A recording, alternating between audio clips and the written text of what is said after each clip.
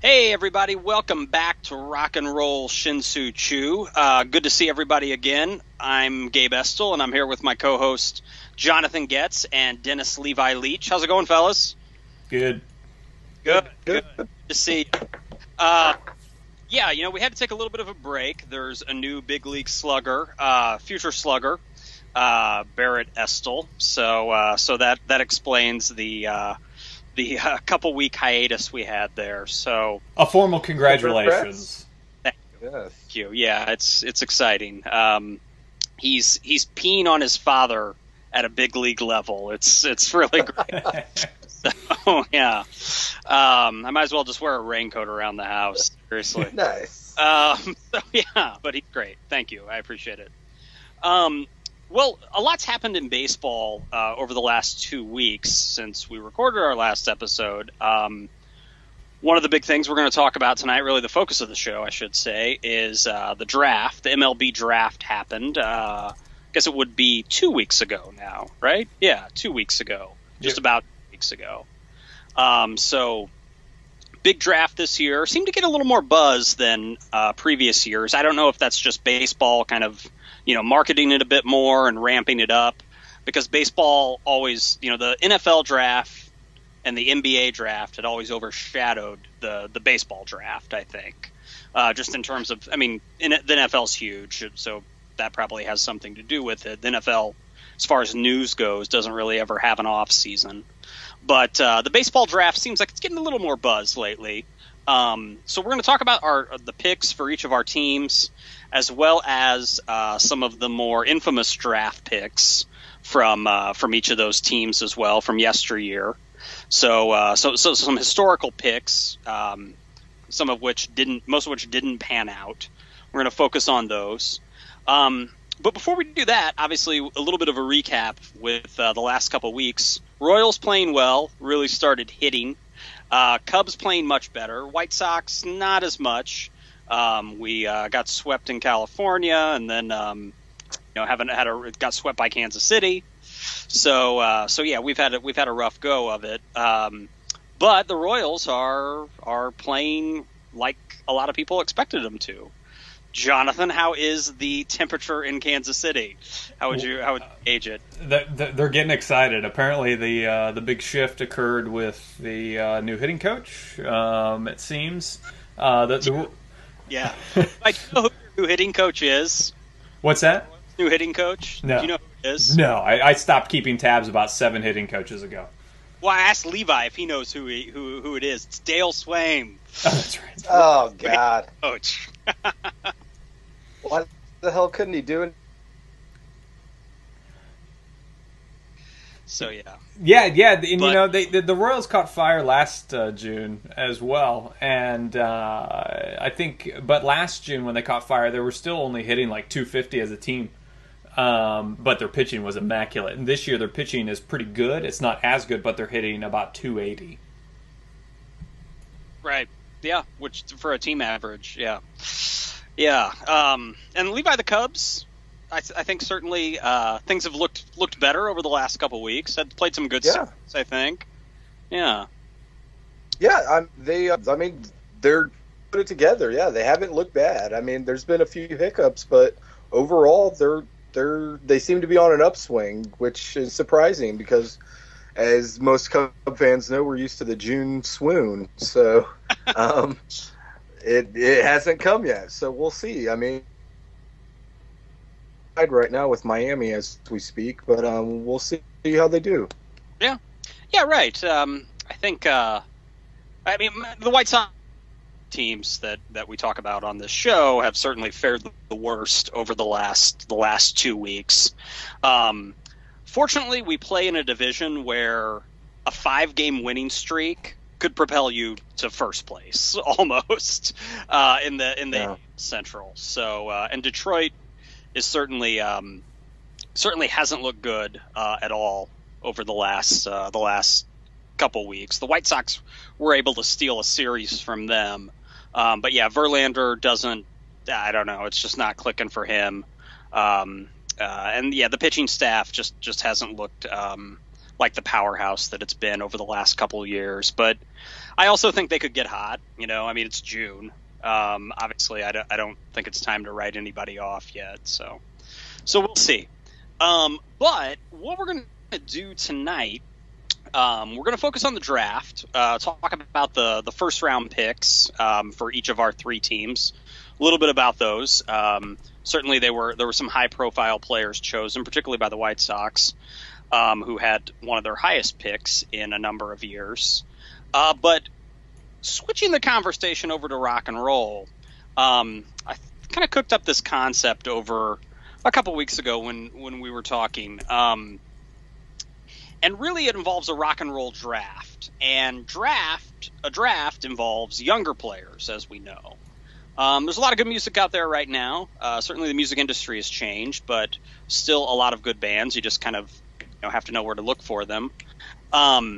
So what we've decided to do with this concept is we've got kind of a pool of young bands that the three of us like, and kind of think of it this way: drafting the band to play on our team, and our team would consist of our favorite artist, right? So kind of like there's 25 big league rosters, 25 guys. You think of like your sort of 25 favorite bands or 25 bands that you really dig. These guys are kind of like the rookies in the farm system or maybe even on the bench for that team. Okay, it's like they're basically, think of it this way: they're in the Levi Leach rock and roll organization now. All right, that's you got to think of it in those. Yes. So these are bands. The only criteria that I really gave everybody was, we wanted the band, just keeping in line with the draft, the band should be relatively young. A band that's really emerged probably within the last 10 years or so. So that was really the only criteria. So it's got to be a quote unquote younger band that's broken through and that has really captured your attention, and they become one of those bands that you really, when they come around, you want to go see them. You get excited when they have a new record out, and further down the road they could become one of those bands that you really like. Levi's gonna give his pick first. So Levi, go ahead, and if you want to tell us your first round pick, and then we'll okay. Go and go round robin there. My first round pick is a band that is now getting a lot of exposure, a lot of press, coming out of New York, kind of on the punk, lazy stoner, grunge type, I guess, scene, you would say. And my first encounter with them actually was on the Jimmy Fallon show, Late Night with Jimmy Fallon. It was one of the last shows I think they did before he became The Tonight Show, and that band is the Park Court. Mm. And I got this 45 of theirs from Record Store Day. It's off their new album called Sunbathing Animal. And I just, from the first time I saw them, like I said on Jimmy Fallon, I just liked their sound, how it was maybe a little bit more lo-fi, and the guitar solos were filled with like maybe more angst instead of technicality, in playing. And I don't know, I just liked them. And then, like I said, I bought this 45 of theirs, and it's from their new LP, and it's excellent. And the song they did on Jimmy Fallon was called Stoned and Starving, and it is off of their LP before this, which was called Light Up Gold, which actually both records now have gotten quite a bit of like an underground following. So I think they could be a big band of the future for sure. Nice. Yeah, when you get a chance, Levi, after the show, post a clip of that on the Shin-Soo Choo Facebook page. Yeah, I know I can find one of them doing some songs in like Austin, and it's like a live radio thing. Nice. The Jimmy Fallon thing, as soon as he became The Tonight Show, they took all his old late night videos off YouTube. Yeah. Okay. Yeah. Cool, man. Yeah. I honestly, I'm not familiar, so I'm excited to hear a new name. Definitely. Good stuff, man. I like that you sort of took the punk angle as well, because there's there's a lot of good young bands across genres right now. So good stuff, man. Nice.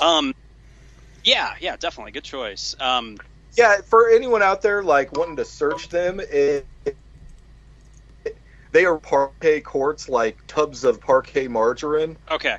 But they got instead of leaf fridgement, I assume, with parquet. Right. And so it's like parquet floors now. It's PARQUET. And quartz as in COURTS.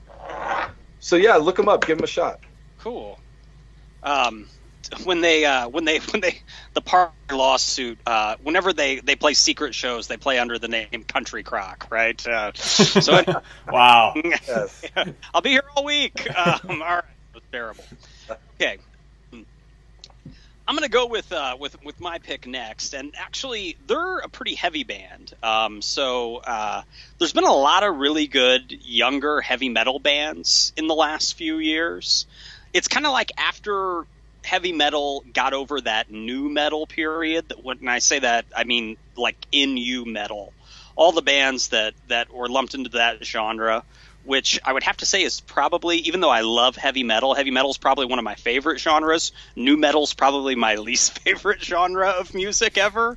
I'm talking about like the Korns and the Limp Bizkits and the there's so many of them that are terrible. Linkin Park, all of those. Once metal, it sort of got out of that, and those bands fade, thank goodness. There's been a lot of sort of progressive metal that has gotten some attention, as well as a lot of the metal from overseas that is, a little more kind of thrash oriented or even prog oriented. That stuff has really, gained more attention, and I think rightfully so, because the musicianship is just so good.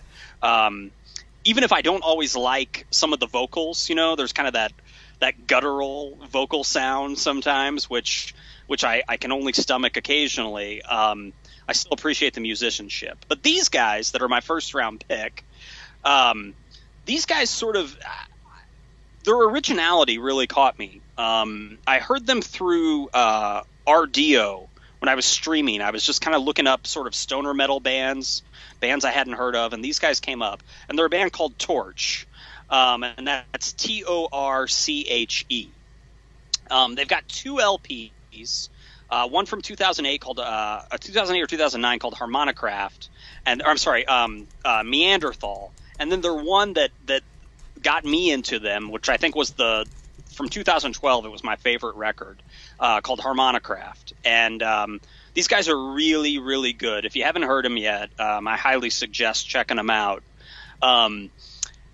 Somebody, I don't know if it was a critic or somebody reviewing their record on RDO or on Amazon, called them doom pop, which I think is a really apt description. If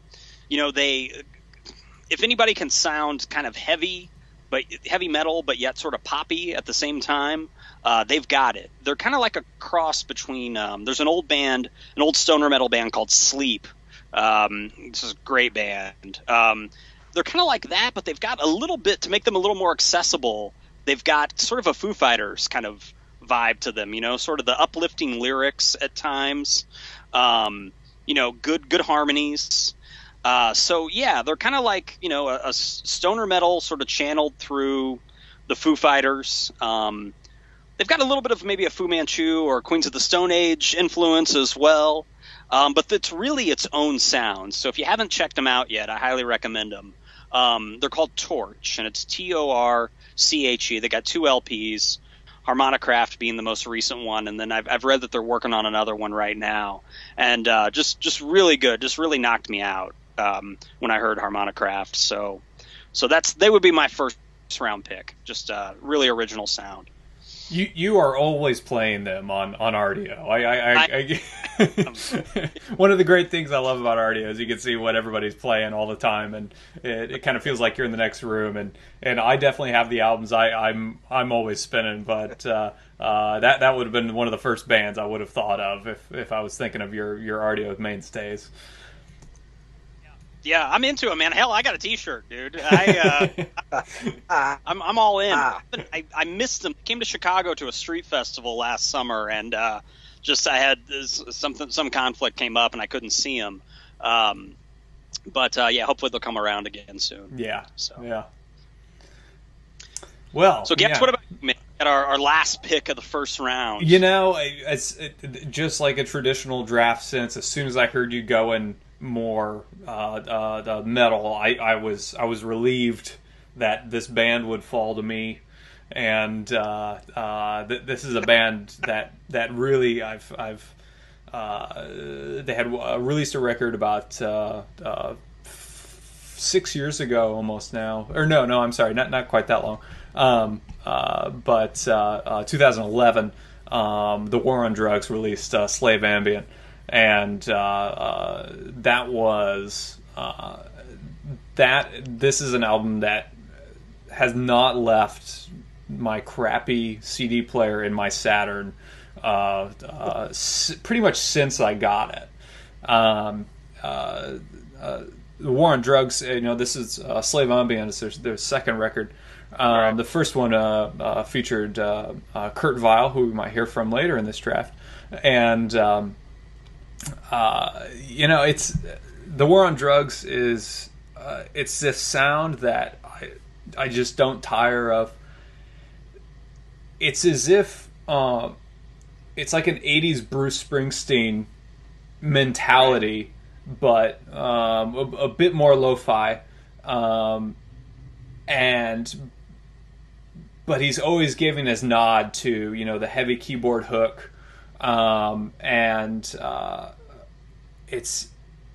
it can be extended at times. Some of the songs can average maybe 5 or 6 minutes, and it just has this vibe to it that is pretty laid back, but at the same time there are definitely some layers there of just some great rock and roll.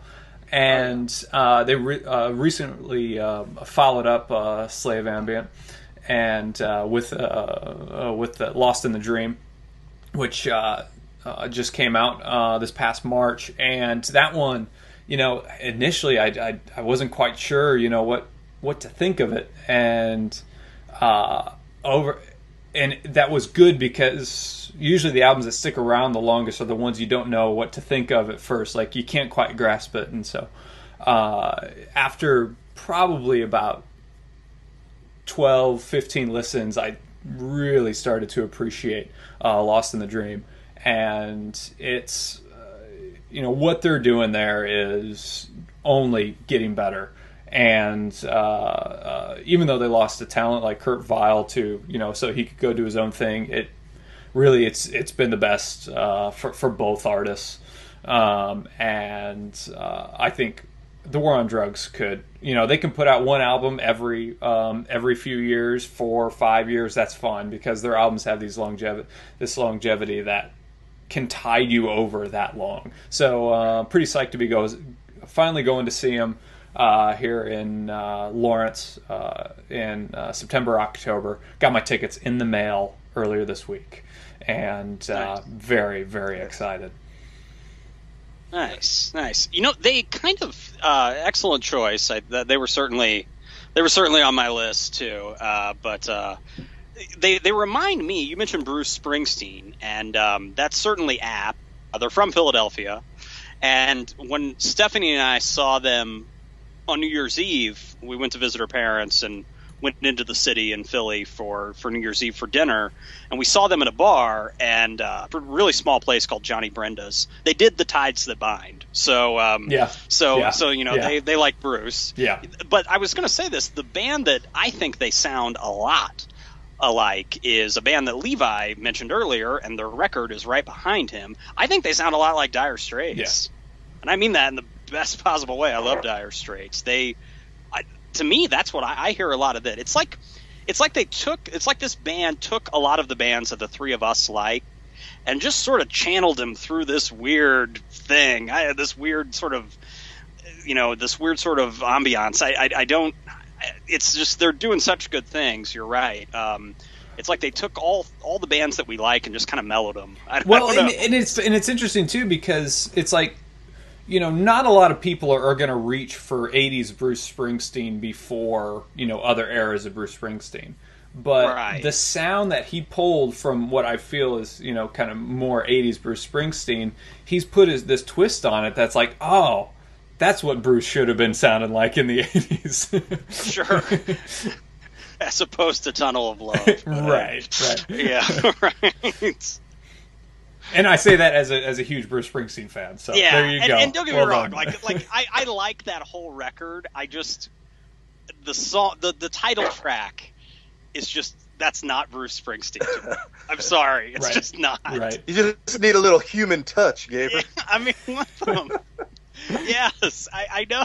I like the whole record, and lyrically he'll never miss. He knows what he's doing, and he always has. But the title track, it's like, it's gross. It's a gross song, man. Anyway, so yeah, but yeah, good choice, man. Those guys are great, and just the amount of their influences, their covers. I think I posted it on Levi's Facebook page a while back ago. They did Touch of Grey live, which is like, huh? When you see that? But they do it, and it sounds awesome, as you can imagine. Those guys just so know what they're doing, man. Yeah. I got to see them back in March. They played the Metro, and it sounds like the word's getting out because the show was sold out. It was really packed. And they did, they have excellent taste in covers. They did Mind Games by Lennon at the Metro. So these guys are up our alley, man. They definitely are reading from the three of ours, our record collections, man. That's for sure. Definitely. So yeah, good stuff. Great stuff. All right, excellent round one, guys. Good stuff. Very diverse choices. Round two, Levi. Yes. What is your second and final pick? My second round pick, I'm thinking of it as kind of like a wild, crazy pick. Maybe, right. This band could end up being maybe just a flash in the pan. Right. Or maybe a Walton, so to speak. One good year, That band, they've been on a few commercials. And they're called the Asteroid Galaxy Tour. And they're kind of like, they're British, and there's a female lead singer, and she has kind of that stereotypical British Cockney, British soul funk type singer voice. And that's kind of what they are. They're kind of like a soul funk party band with elements of like electronica and beats in their music. And they did a song for a Heineken commercial, and it was called The Golden Age. And then they also had a song for, I believe it was an Apple commercial, and it was a song called Around the Bend. And those are probably two of their most accessible tunes right now because they're singles and available on iTunes. I think maybe their whole albums are. They haven't released anything maybe 2-3 years now, but their record that I had from, like I said, 2 or 3 years ago, it's called Fruit, and it's an excellent record. And if you're into that type of music, some of it is kind of chill, laid back, some of it is, like I said, funky dance beats. I think they're just kind of a fun, I don't want to say they're like a throwaway band, but like I think they're a really good, fun band, and sometimes I need to listen to that type of music to help myself be in a better mood, So absolutely, yeah, good choice, man. And Levi, you brought up a good point when you were saying, I'm not familiar with them, but I'm definitely going to check them out. The sort of electronic component to them that you mentioned, it's kind of like, even though all three of us, I'm going to assume, aren't really, fans necessarily of electronic music, parts of it are here to, it's kind of here to stay, I think. Yeah. And if the artists that I like, or if certain bands that I discover can use it well, then it's cool, like Levi had mentioned, sort of the chill sound that permeates some of that band's music. I can definitely dig on some of that stuff, It's great music for when you're working. It's kind of like the non-dance techno. You know what I mean? And I started to listen to some more of those groups. They're Some of them aren't really household names or anything. Like a lot of them are foreign. I've just kind of discovered them through the internet and through our Dio. But I really dig them. Yeah, it's good music. It's not necessarily like the sort of the guitar driven sound that I really use. Still isn't good music. It's yes, I mean some of it may not be like super deep or anything, but right. I mean, hey, there's definitely a time and a place for pop music. Yeah, oh, absolutely. And I think a lot of pop music over the last few years has kind of been better than it has in recent years, Yeah, I definitely agree. Yeah, it's like your Lily Allens, I'll say it. I didn't think this would happen. Timberlake's album was good. All right, I said it. I know I said it on a rock and roll show. So, but yeah, pop music is better, than it was for sure in the early 2000s. Yeah, absolutely. So, good stuff, man. Good choice. Speaking of which, I'm going to take one from Getz's list, and I really hope I'm not taking his. So he might have to think. I looked at Getz's list, and I know all of you who are watching the show don't see it in front of you. You had some really good artists on there, and I've heard all of them, and I like all of them as well. The guy that stands out to me, though, I'll say for his songwriting, is a guy I'll take as my second pick, and it's Ryan Bingham. So all three of us on my short list. He was okay. He was on the short list. Yeah. I was introduced to him through one of our favorite guitarists, Mark Ford, who, from what I understand, sort of discovered him and produced his first record and played on most of his first record, Mescalito, which is that's still kind of my favorite one, I think. Really? Of his records, yeah. I can see how he evolved on the other records, and I certainly maybe musically it's a little more complicated and not complicated, complex than Mescalito, but that's the album of his I listen to most frequently. The same way. The guitar playing's great on it. The songwriting's good. The guy was in like he's in his 20s, and he sounds like he's been smoking Camel Unfiltered for years. He's got that really good gravelly voice. He's got he's got that sort of storytelling Texas sort of angle, like that you find in people like Townes Van Zandt, Guy Clark, Rodney Crowell, all of those really great singer-songwriters from Texas. You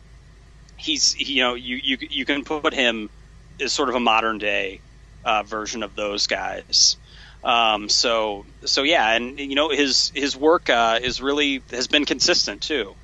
I think Junkie Star was the follow up after Mescalito, and then Tomorrowland was the one after that, and both of them are really good too. Tomorrowland's my favorite. Yeah.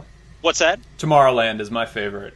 It's a good one. Yeah. That's what turned me on to him. Yeah. Yeah. For me, like that one, I haven't listened to it. I listen to it a lot, but I haven't listened to it as much as the other two to really say it would be my favorite. But they're all three of them are great records. Mescalito is still my favorite, but yeah, he's batting 1,000 for me. So I just good things coming from that kid, and he'll hopefully just keep getting better. So, oh yeah. I mean, it's really encouraging when you hear stuff like that coming out of that genre, I guess, to put it right in a real general sense. Yeah, and I didn't mention probably what most people know him for is the Crazy Heart soundtrack. Mm-hmm. That was probably his business. He won an Oscar, for it. So that was probably his biggest exposure to a mainstream audience. And good for him there. But yeah, he's just a hell of a songwriter. So yeah. So he would be my second pick, Getz. I hope I didn't steal yours, but he's on Team Estel now. That's a solid choice because I'm really excited to hear what he might do next. The direction, I wouldn't be surprised if maybe he goes back toward the Mescalito direction. Tomorrowland is certainly more bombastic at times. I wouldn't be surprised if he reins it in a bit more, but either way, I'm cool, man. I'm like, just bring it. But so yeah, there's still a lot of good choices here, and I really have to credit Ardio for like facilitating an environment where I can just go listen to these albums, just based on album covers or whatever. If I see you listening to it, I'll listen to it and I'll give it a shot. And one of the bands that I was deep into, New Release Tuesday, and I'm scrolling and scrolling and scrolling, just looking for something to throw into the queue. And this album cover caught my eye. It had to be a couple hundred albums down, and it was Alt J, and Alt J released their only record to this point, though they have just recently announced their follow-up to be released this fall.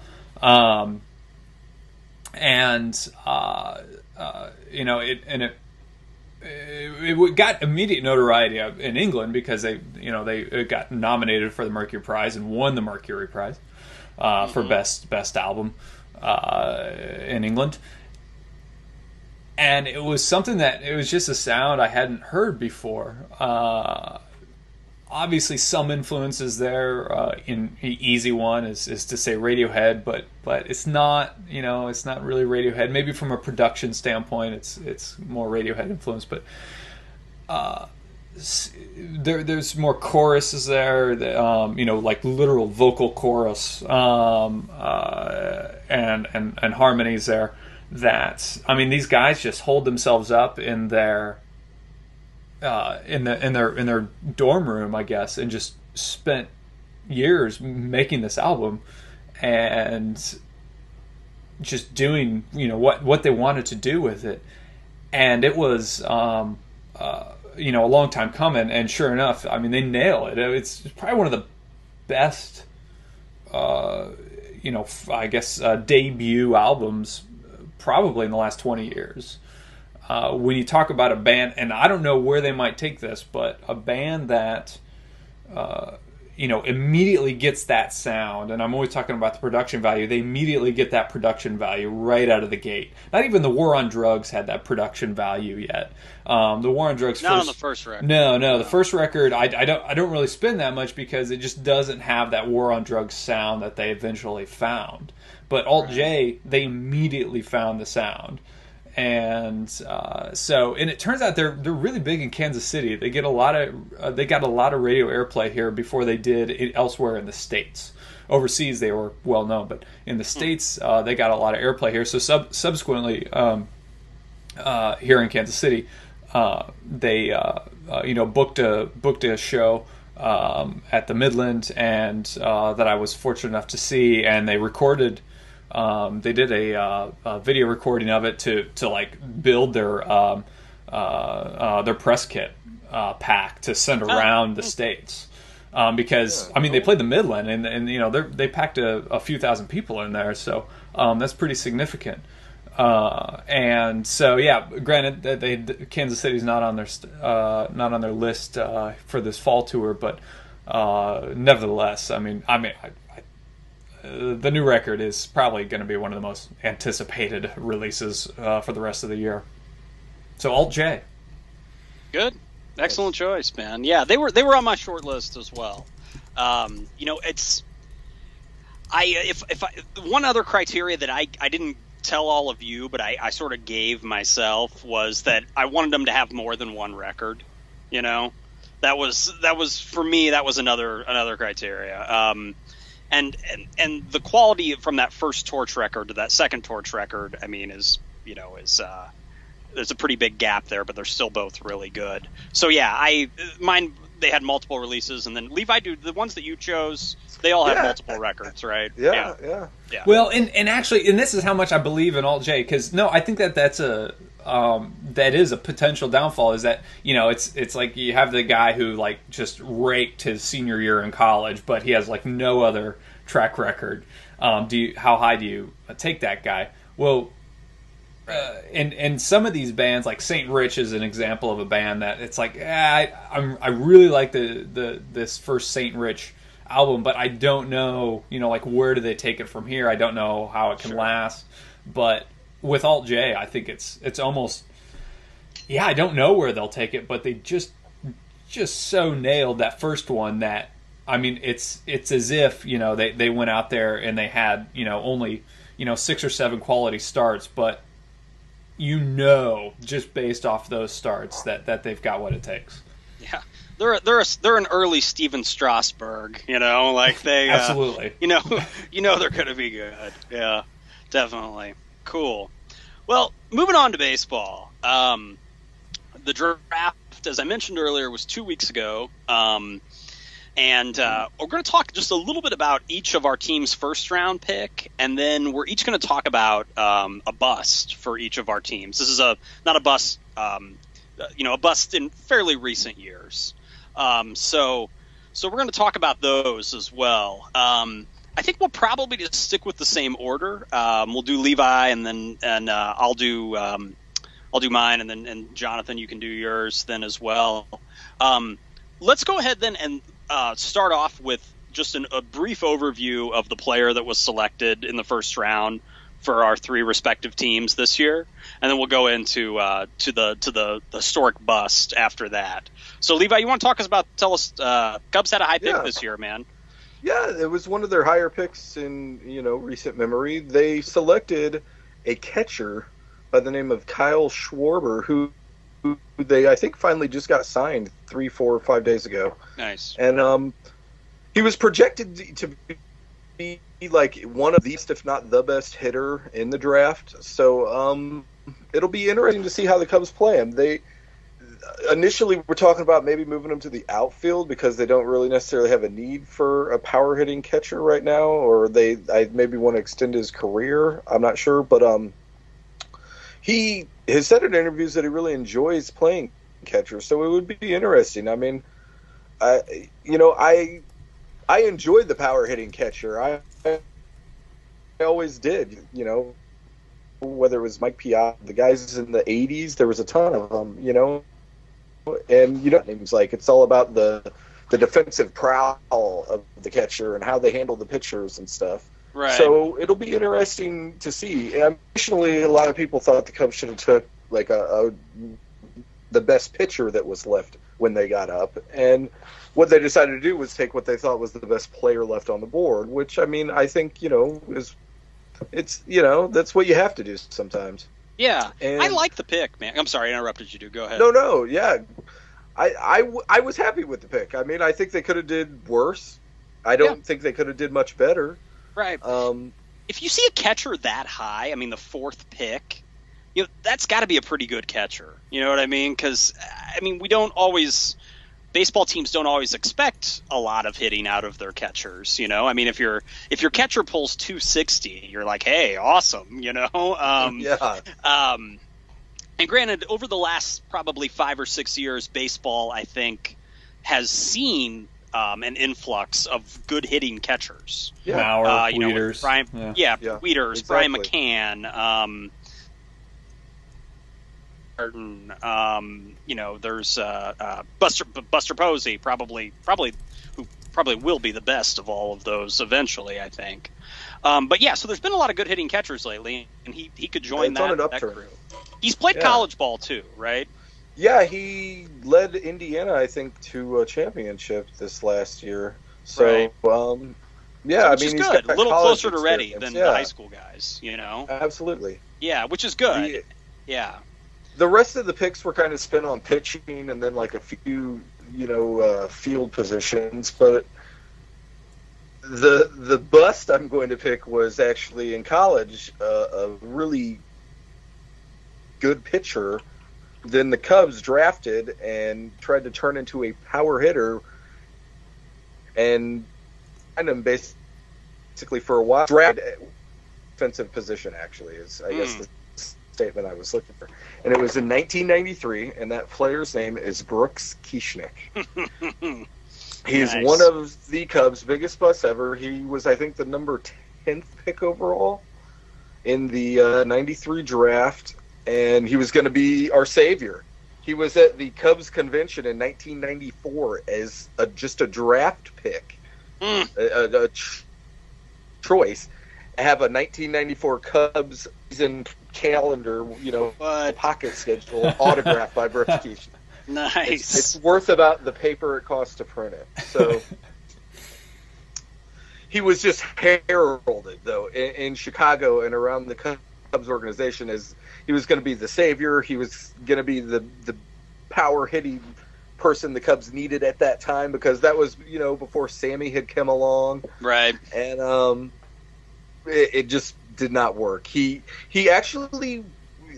one of he may be the only person. He won the Best College Player of the Year award twice. I think it's called the Dick Hauser Trophy. And he tore up the minor leagues, and he just got to the Cubs and couldn't do anything. He played for 2 years and then was taken in the expansion draft in '97 by Tampa Bay. Oh, okay. Didn't even play a game for the big league team. I think toiled in their minors for a while and then just kind of faded away. And it was a shame because, like I said, at that Cubs convention, it was like they were carrying him in on their shoulders. He was going to bring championships to Chicago. Grapes, Yeah, exactly. Yeah, I remember that guy, man. When I was looking through my cards a few weeks ago, I found, I don't know, it was like a Fleer, or if you remember those cards that were called Studios, I think. I had one of those of his. So yeah, I found one of his cards. Yeah, he was highly touted, man. He was supposed to be the real deal. Good picks. But yeah, I really like the Cubs' first round pick this year. So who knows, man? That guy could be close to. I mean, obviously he's going to spend a little bit of time in the minors, but the advantage of that, like the White Sox pick, is we might not have to wait that long for those guys. He's played well at a high college level, right? I mean, Big Ten it wasn't school, just like he was on some state, small right, or something. He was, on a Big Ten school, and they were successful. So I think that lends to, like you said, him maybe having a chance to be here sooner than later. Yeah, hopefully. Well, the White Sox picked high this year as well. One of their highest picks in recent years. They were just the pick before the Cubs. They were the third pick. And we picked, if this would have been a year ago, most writers said this guy would have gone number one. But his last year at NC State, he still pitched really well, but he just didn't pitch as well as he did the year before. So his stock dropped just a little bit, and the guy's Carlos Rodon. And he's a lefty, 21 years old, got a good fastball, about, like 95 or so. And there were two high school pitchers that emerged that were picked 1 and 2, Brady Aiken and then Kotek, I think is his name. The guy that just throws just ridiculous, like 103 or something. Stupid, that. Yeah, just insane. So those guys went 1 and 2. And those guys probably, maybe they have a little bit of a higher ceiling than Rodon does.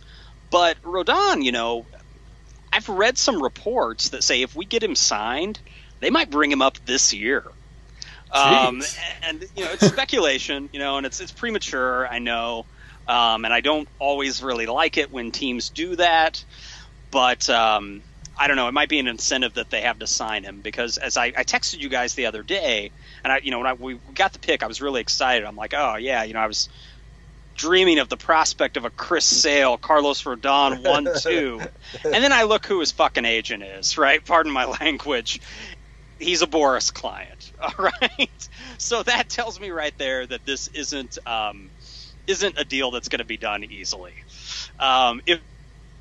So I've had my fingers crossed that we can get this guy signed and, get him down to Birmingham and start throwing, and then, hopefully bring him up. I'd rather see next year or even late next year or the year after rather than this year, just because he's such a commodity that I don't want to burn him out. But yeah, we'll see. We'll see if he gets the deal done. The first pick, I think Aiken is already signed. Levi mentioned the number 4 pick was signed. Yeah. 2 is signed too? Okay. Yeah. Right. So the top 3 of the top 4 picks are signed, and lo and behold, the Boris client that the White Sox drafted isn't signed. So yeah, the signing bonus is going to be big. Certainly as I've chastised Scott Boris before. The guy knows what he's doing. He obviously does his job well. He tries to get the best for his clients, and Rodon will be no exception. So hopefully we can get a deal done. So I was excited about the pick, but maybe not as excited as Levi might be because they've already signed the deal or signed it as I think the Astros had the first pick, right? Because it's just I'll cross my fingers that we can get a deal done. So we'll see, because the White Sox have really, for the most part, avoided Boris clients. The management just doesn't like working with him. Kenny Williams, former GM, just kind of always avoided Boris free agents. Really, Joe Creedy's like the only Boris client. Joe Creedy and then Diane Viciedo, who we've got right now. Those are the only Boris clients that we've had in recent years. So the organization has made it explicit that they don't really like working with this guy, but they knew that, before they drafted him. So hopefully that's a sign that we can have some optimism and get this deal done. But yeah, I'm excited about him. If we do sign him, awesome. Probably be let's hope high profile pitchers in our system in a couple decades probably. So because Chris Sale, shout out to Birmingham, right? Yeah, Chris Sale is great now, and he was a first rounder, but I don't know if a lot of people thought he would be this good this soon, or on draft day thought he would be. He certainly wasn't as coveted as Rodon was, or is. So we'll see. Really well with him. Yeah, so I hope we can get the deal done. I'm excited. If he gets down to Birmingham soon, it'll be like the biggest crowd since Michael Jordan was. Oh yeah, there. Yeah, definitely. Yeah, he's going to draw him, man, and plus being a lefty as well, that's just icing on the cake right there. So fingers crossed. My bust, I this morning earlier I was going through the draft picks. I looked from the White Sox pick from basically like. And, some guys some couple first rounders that, I just never materialized. This guy's one of them. This guy made the big league squad. And he's really famous, not for his playing. He's famous really for two things. The guy's name is a guy by the name of Joe Borchard. I don't know if you guys remember him or not. Yeah, I don't blame you. He's about a career 202 hitter. So, Joe Borchard was the 12th pick overall in the 2000 draft. So 12th pick, and this is the odd thing. At that particular time in 2000, even though he was the 12th pick, which is high, but it's not one of the top 3 picks. At the time, he signed the highest signing bonus in baseball history. At that time. Wow. Yeah, Justin Upton came along a few years later and signed a bigger one. But at the time, and mind you, this is in 2000, he signed a $5.3 million signing bonus. Wow. That's huge. Yeah, I've never even heard of this guy. Yeah, I know. And the guys we were mentioning earlier, Aiken, the first pick overall this year for the Astros, this is in 2014. His signing bonus was only a little over $6 million. So that goes to show you how just absurd this signing bonus was 15 years ago. They were high on that, dude. Yeah. Yeah. He was the quarterback at Stanford, so he was a 2-sport guy. Really big, power hitter. He was going to be an outfielder. I think they were going to put him in left, I think. And they brought him up about 2002 or so. And it just never clicked. He can never hit big league pitching. He was kind of slow too, And the other thing that and he played just periodically for the White Sox for 3 years. He was on the World Series team at the beginning of the season, but I don't think he was on the end of the year roster, that won the series. Played for the White Sox just, a little bit from 02 to 05. Then he went to Seattle, and then he went to Florida. And he did stick around the minors for a while. His last gig was in 2010 for the Giants AAA team in Fresno. So he was able to get some miles in at the minor league level, but he didn't see any big league pitches after 2007 when he played just briefly with the Marlins. So Joe Borchard, the other thing in addition to the signing bonus that he's known for, and no one's taken this away from him yet, longest home run in the Comiskey, U.S. Cellular Field, which I cringe when I call it that. Longest home run in that park's history, 504 feet. So, he's got that. This was just a blast. Yeah. So longest home run in history, that park's history, and then also at that time bonus. So Joe Borchard. Wow. Hopefully he invested that money well, that signing bonus. So, yeah. He went to Stanford, right? He must be I was going to say, is he a doctor or a lawyer now, or what? So, yeah. But anyway, so that's this year's pick and yesteryear's bust for me. Okay, yes, all right. What about you? Well, I'll start with yesteryear's bust, and I've been kind of flipping back and forth. The Royals from 2005 to 2008 had the second, first, second, and third picks respectively. With those picks, Alex Gordon, Luke Hochevar, Mike Moustakas, and Eric Hosmer. Granted, all four of those players are on their active roster except for Hochevar, who had surgery. Otherwise, he would be their main setup guy. I was going to say Moustakas because the hitting is just not present. But at the same time, he's still kind of young. He was the number 2 overall, but Hochevar was the number 1 overall. And there were a lot of busts in Moustakas' draft. Really, only a couple players amounted to anything so far, I guess. But in the Hochevar draft, he was number 1 overall. 2.5 WAR, career WAR. 2 picks later, Evan Longoria. Career 37 WAR. Clayton Kershaw, pick number 7, 34 WAR. Tim Lincecum, number 10. Max Scherzer, number 11. Oh my God! So when you think about all of the pitching in there,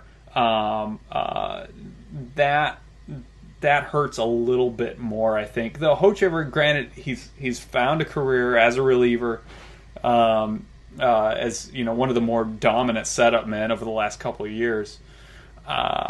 When you're picked number 1 overall, you're not picking a setup man. You're picking a starter. Exactly. Yes. And so yeah, just seeing all those other guys sitting there after him. Granted, hindsight's always 20/20, and anybody may have picked Hochevar with that number 1 overall. But that one stings quite a bit. Now, granted, he might still redeem himself, but he's running out of time. With the career 5.1 ERA, it's a little rough. So. And that year Kershaw was a pick that year. Was Kershaw like 11 years old? That guy's only 26 right now. Right. Yeah. Taken out of high school. But yeah, and there were other guys, Andrew Miller and Brad Lincoln, Brandon Morrow, all pitchers taken before Kershaw that draft. So the Royals weren't the only ones who missed by any stretch, and we'll see this year because the Royals took this smaller pitcher, Brandon Finnegan, lefty. He's only 5'11", $180. And immediately, you like the short guys, man. Yeah. Well, Yordano Ventura has the Royals high on the short guys, and total physical opposite of Luke Hochevar. But immediately after they took him, all the MLB draft guys on MLB Network were talking about the shoulder problems, recovering from surgery. I was like, oh, great, awesome. But then Gammons got on there, and Gammons was pretty high on him. Gammons said, he'll get over the shoulder surgery. If he never had it, he would have been, a top 8 pick, for what that's worth. So we'll see. In the meantime, the Royals do have, Kyle Zimmer, who's a pitcher who's about ready to come up. But it's the MLB draft can be such a crapshoot, and is the biggest crapshoot out of all the drafts in pro sports. Yeah. Maybe battle hockey, but Yeah, Gabe and I had talked about this in a text a little bit earlier this week. I think it's amazing. It's like the sport where it takes athletes the longest to progress to the highest level of performance. Yeah, and that's why I don't think it gets the recognition, and it definitely doesn't get the TV ratings that the NFL or NBA draft does, because those are sports where those players are expected to contribute the next 4 months next season from that hopefully draft. instant gratification for those teams. Yeah. And that's just the nature of the sport. And then you have guys like Pujols who are picked way late and eventually turn into this. Meanwhile, there are players in these other sports that I think it was Tom Brady who said that if he Tom Brady was picked in the 6th round, if he were picked as a first rounder, he never would have made it because he wouldn't have had the time to develop. And of course, he developed under Drew Bledsoe. And so I think baseball players get in their own heads probably more than any other sport.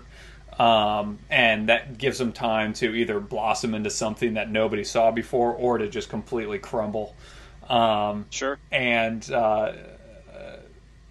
that adds a whole nother level of complexity, I think, to the MLB draft that maybe you don't see with the other sports.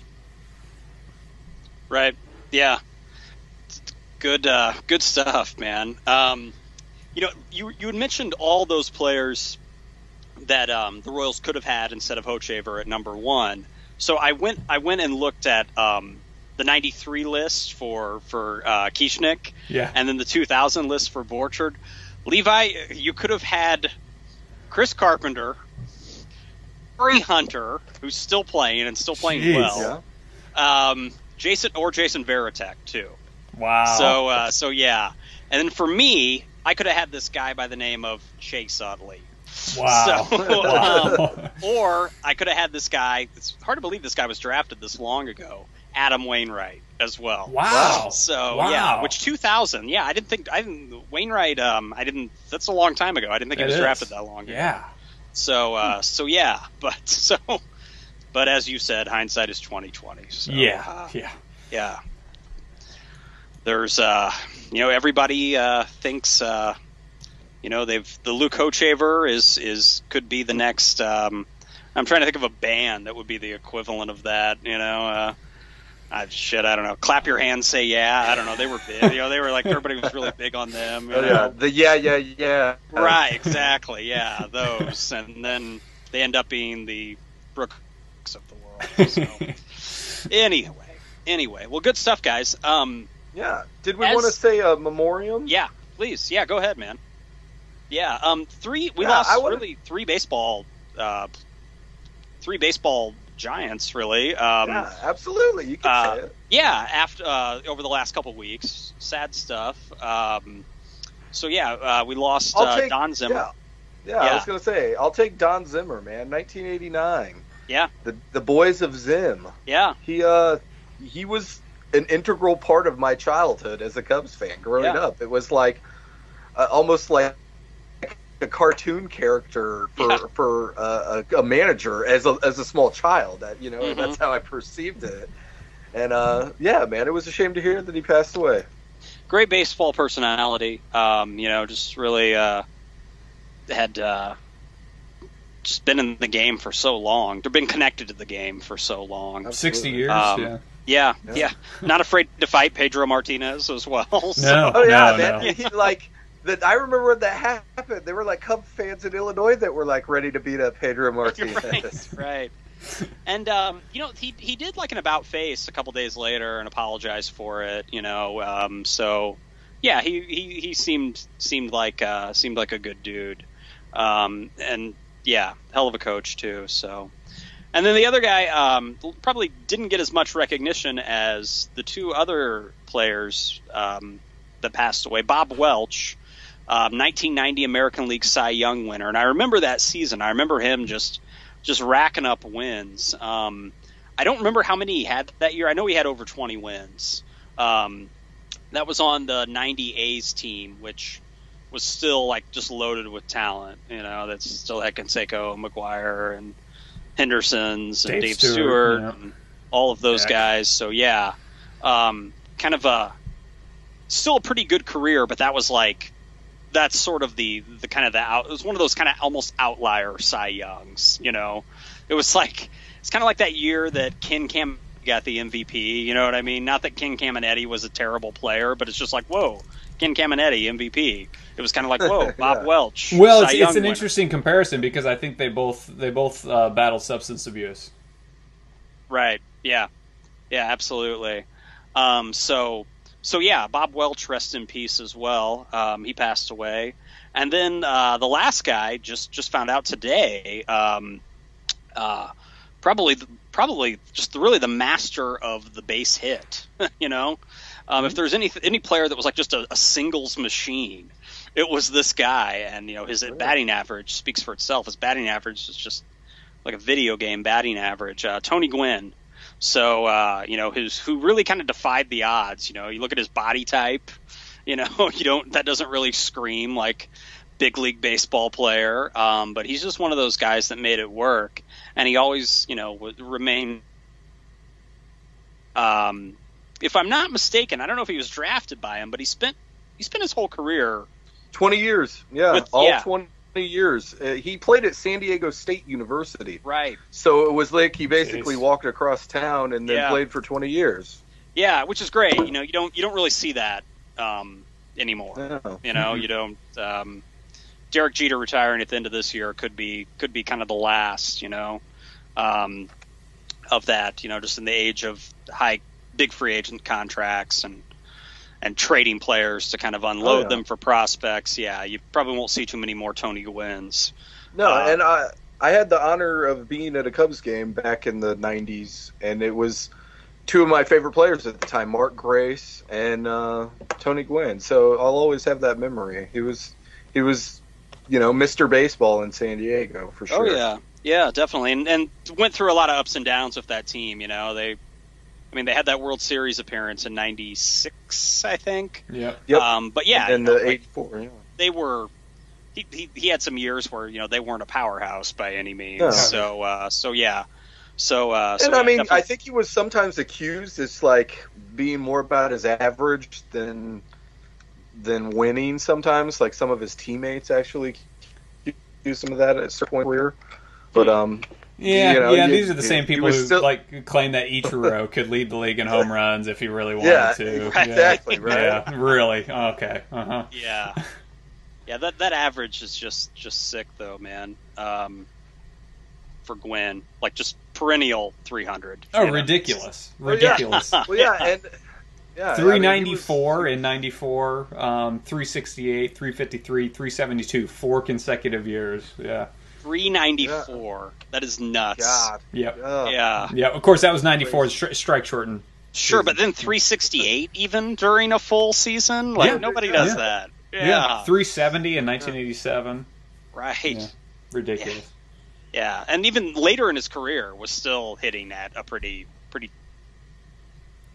Yeah, absolutely. 321, 338, 323, and 324 to close out his career.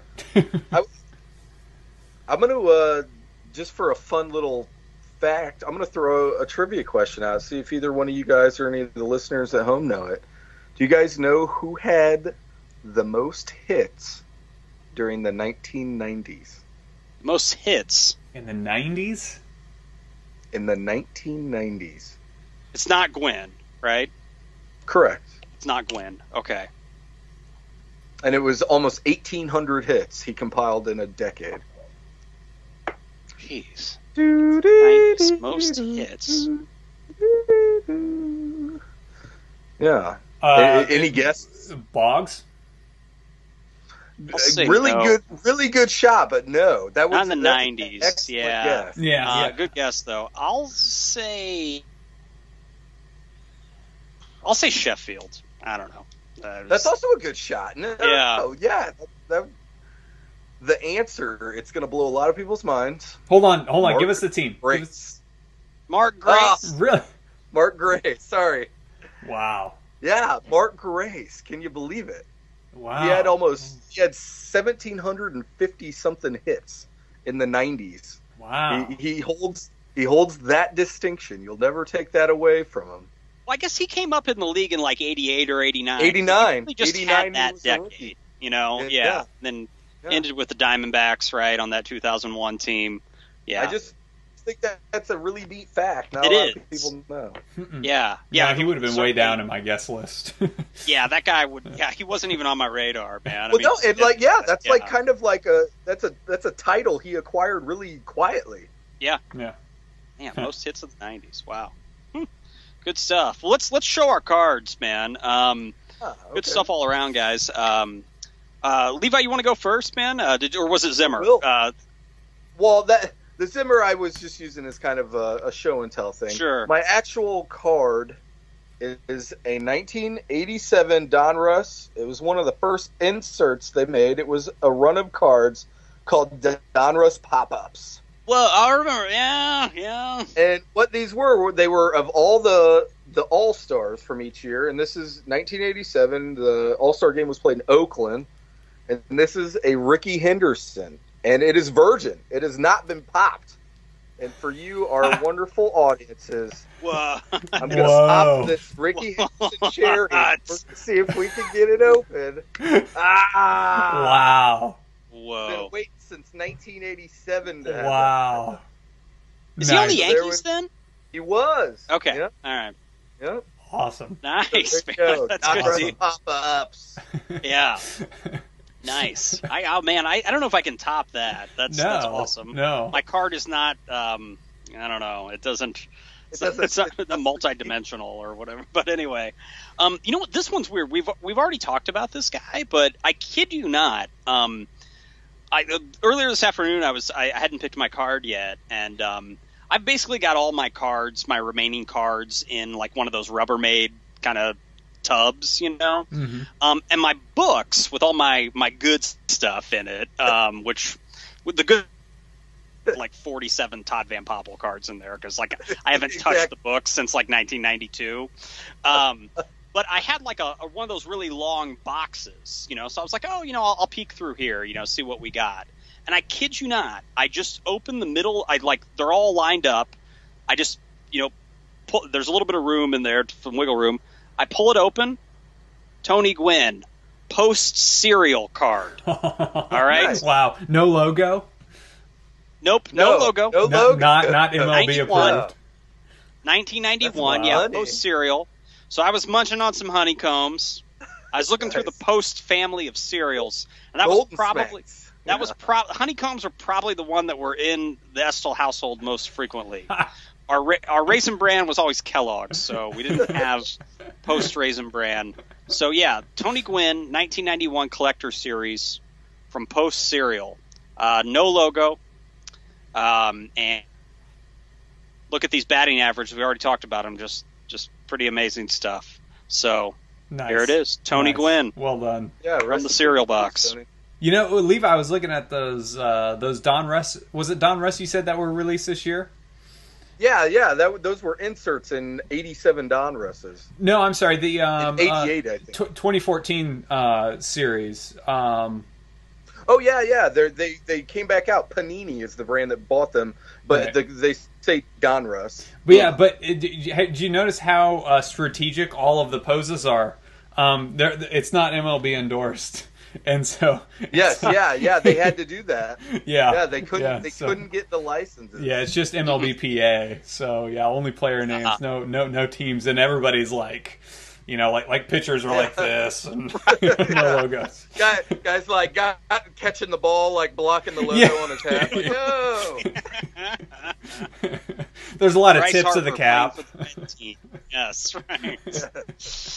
So, this was my first like real valuable card, and I forget how I acquired it. Probably in a trade with my brother. I thought this was going to like get me through college. It's the 1982 Fleer Cal Ripken Jr. rookie. Nice. This is, I think at the time it was worth about $80. It may have maxed out about 100, maybe. Yeah, I bet it reached triple digits. Yeah, 100, 120 maybe. This one's in pretty big. It's in, I don't know, it's probably good or very good. It's not mint by any stretch. Yeah. Good design, and Cal's looking pretty slender on there. But man, he was slender when he was young for sure. I have that same card. It like in the ranking of like Ripken rookies, everybody wanted the Topps traded one. Yeah. Then there was a Topps rookie card with him and like two other Orioles rookies. Yeah. And then the Donruss and then the Fleer card. They're all really good looking rookie cards. One of those guys, one of the rare like superstar players too. I don't know how rare it is. It seems rare to me that like got the World Series like right away. You know what I mean? In '83, right? Yeah, and so he never had the pressure right. of being not having the ring, which like Tony Gwynn always had. He never had a ring. Well, and it's like, well, when did Ripken? Oh, he was a rookie. Yeah, right. Yeah. Yep. So it's interesting how like it's hands off. Hey, he got his ring. Hands off. You don't have to worry about it anymore. Yeah. So there you have it, Cal Ripken Jr. Yeah. Nice work, fellas. He didn't have to worry about it. He just had to show up at work for the next 15 years or so. Right. Yeah. Okay. Every day. Yeah. Right.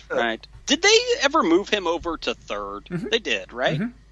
I think he played a few games early in his career at that, didn't they? Yeah, he's started there, and actually on here he's listed as third base. Oh, okay. Yep.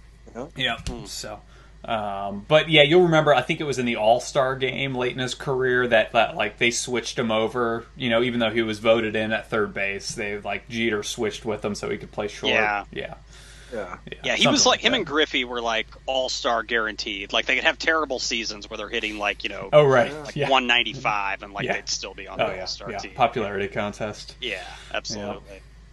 Well, excellent work, guys. Yeah, man, definitely good show. And let's do it again next week, man. We already got the topic ready, I think. So we'll talk about forward it. To it. Yeah, should be fun. So all right. Good luck with the little one. Thank you very much. Yeah. Yes. Have a good night, see everybody fellas. later. We'll Take see care. Bye-bye. Later.